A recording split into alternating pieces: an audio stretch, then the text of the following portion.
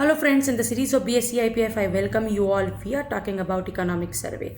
Every year we get the economic survey, but a small and common investor stays away from it.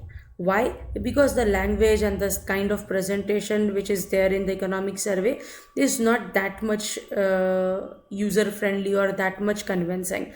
That's why BSc IPF and SEBI took this initiative that they are trying to make they are trying to make the difficulties or the difficult language of economic survey very much easy for the investors, so that a common investor can understand what are the initiatives by government and what the system is, how the system is working, and what are the realities related to the system, so that he'll be able to take a right decision at a right time. And that's why we have started discussing economic survey in last session.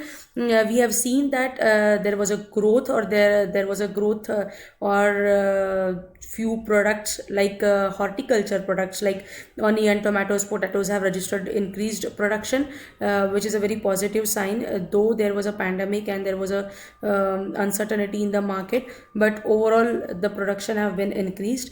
But the thing about which government is very much concerned is the climate change. Due to the uncertainty in rainfall, also the impact of cyclones of the northern side of Indian Ocean, that is hurting a lot to the agriculture. And what are the exact challenges in front of government?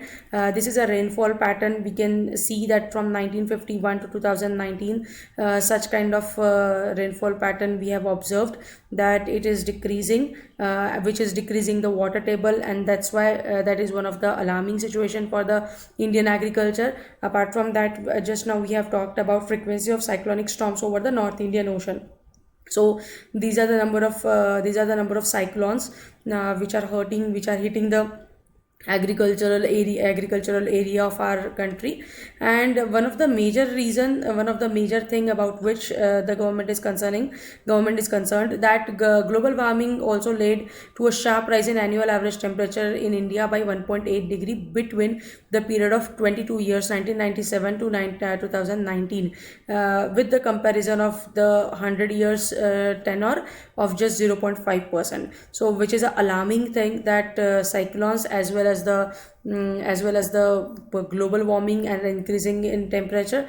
That's why they are saying that this imparts urgency to move from flood irrigation to micro irrigation methods like drip or hose rail, which can serve up to 60% of the water used. So government is working a lot on this. Apart from that, they are taking some initiatives, that one product, one district, so that there will be a proper guidance to the farmers, which will improve their income. Anyways, for Rabi and Kharif, 50%, more than 50% of what they used to earn, government is trying to increase the income of the farmer.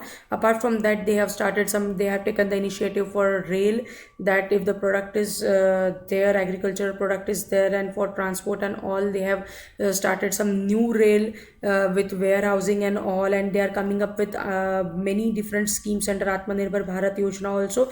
They are allocating approximately 1.6 lakh crore, which is very much more or huge, and which is itself a very huge amount. 1.6 lakh crores, far more than the allocation in the budget of 2021. So government is taking initiatives to promote or to empower the agriculture, so that they will empower the rural area of our economy first, and that will impart the energy to the urban area. So today we will stop here. You are liking our session, thank you very much for that. Don't forget to write your name along with your email address in the comment section.